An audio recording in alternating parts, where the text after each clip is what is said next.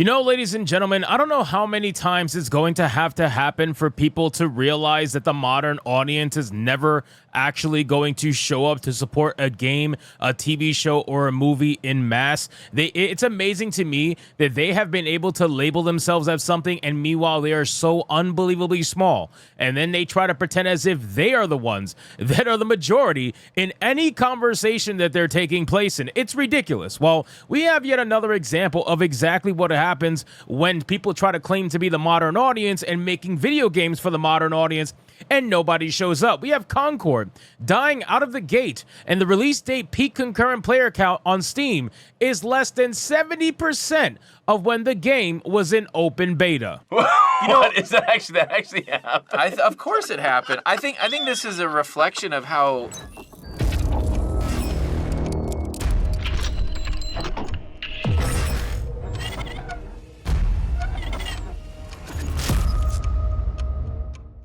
Now listen, ladies and gentlemen, I was the one who said it. Everybody else said it. We said that there was no way in hell that there was somehow going to be more players when the game cost $40 versus when the game was free. We knew that Concord was going to hit its peak in open beta, and there was no way that it was going to get more players to suddenly buy the game. It had 2,200 some odd players when it was live for open beta concurrently, and now it's sitting at just 697.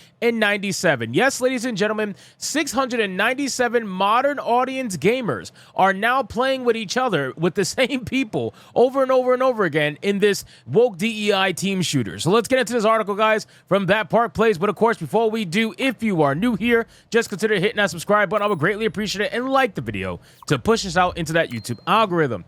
Firewalk Studios' Concord is officially a dead game, walking with the game's opening day peak concurrent player count on Steam coming in 70% lower than the game's open beta. In the early game's access, in the middle of July, the game hit a peak concurrent player count of 1,124 players.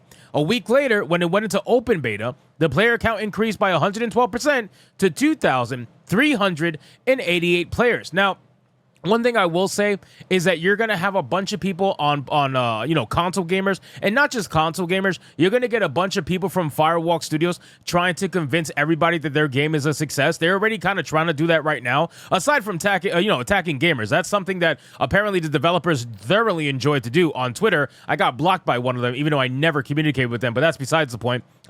They are attacking gamers, and at the same time, they're going to try to convince people that this game is massively successful, and they'll try to gaslight you and tell you Steam numbers don't matter. This has been a proven fallacy every single time. This whole thing about Steam numbers don't matter started with Suicide Squad Kill the Justice League, and guess what? The game is dead, right? Every single game that comes out with a super low Steam number, they try to tell you that the Steam numbers don't matter.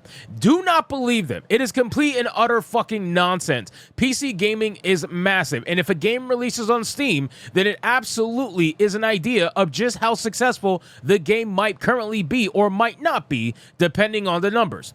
It says, however, a report from Trophies indicated the number of PlayStation players in the open beta declined to the early access beta. Now, we already went over that, and we talked about it. So for those of you who are unaware, Concord has hit a peak concurrent player of 697. Yes, ladies and gentlemen, 697 modern audience players are currently engaging in the same round of gameplay with a recycling number of gamers.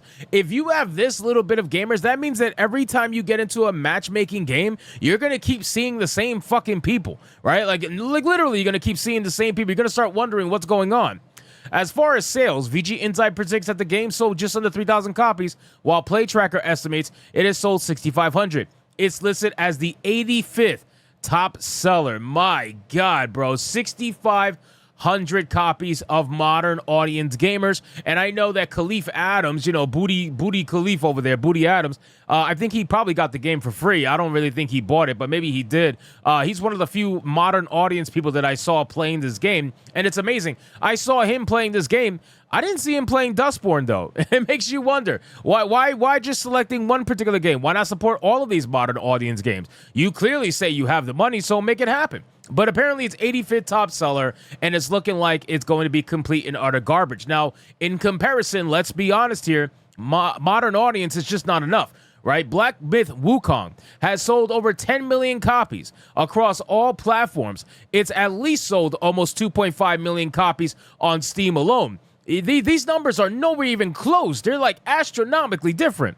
It's unclear how well the game is selling on PlayStation. It is currently listed as the 6th best-selling game behind Black Myth Wukong, EA Sports, Madden NFL, Valorant, 7 Days to Die, and Hunt Showdown 1896. It is selling better than Dustborn, which only had a peak concurrent of 83 players after release earlier this week. Sorry, I have to laugh. So, what I will say is that when you look at all of this, okay, when it comes to PlayStation, they don't actually tell you the amount of sales that they're having. But what I will tell you is there is a drastic difference between top 3 and everybody else, right? You might be in this row with the top 3, but the numbers that the top 3 is pulling in is nowhere fucking close compared to what 3 to 6 is, 4 to 6, I'm sorry, what 4 to 6 is pulling in. There's no way. It is astronomically different. Valorant, Madden, and Black Myth Wukong are making insane levels of money, but 7 Days to Die, yeah, that's not quite the case. Hunt Showdown, not quite the case either. So for Concord to be behind these two games goes to show that even though it's in the top row, bro, it is light years different. These games are nowhere near the same in terms of income and popularity. The game is not in the top 10 best-selling games in the United States on PlayStation. You know what is, though? Black Myth Wukong, the game that's supposedly only supported in China. The fucking cope that they're coming out with. Top 10 currently includes Fortnite, Black Myth Wukong, EA Sports Madden NFL, Call of Duty, EA Sports College Football 25, EA Sports FC 25. So a lot of sports games, and Overwatch too. Overwatch being here is hilarious, by the way. And Valorant being here is hilarious too. Considering that this fucking DEI team shooter game is trying to compete with these two games. It's just failing so terribly.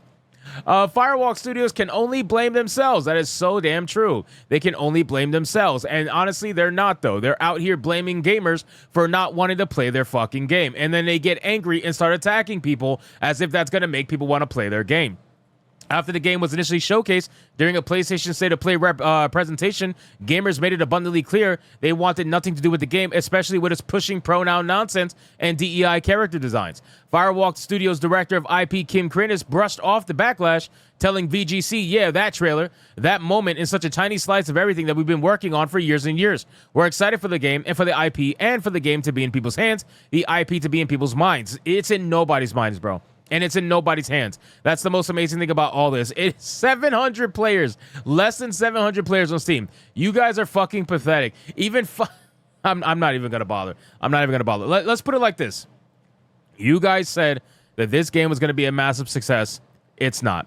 You guys said that this game was going to be around for years to come, and it's going to be the next major IP, and it's going to take over for Horizon at PlayStation. That was a lie. That was obviously a lie. You can gaslight all the modern audience shields you possibly want, but just like all these other DEI games before it, and the journalists can run damage control for you, it doesn't matter. At the end of the day, the modern audience is not enough to sustain a video game. This has been proven through and through so many different times, and you're going to continue to have to fuck around and find out. I would not be surprised if in a year or so, you're going to start hearing about layoffs at Firewalk Studios, or you're going to hear about absorption, or just a flat-out closure. So anyway, guys, thank you so much for watching this video. Hope you did enjoy it. If you did, consider leaving me a subscribe. I would greatly appreciate it. Don't forget to like the video, comment, let me know what you thought, and I'll see you guys on the next one. Hypnotic out.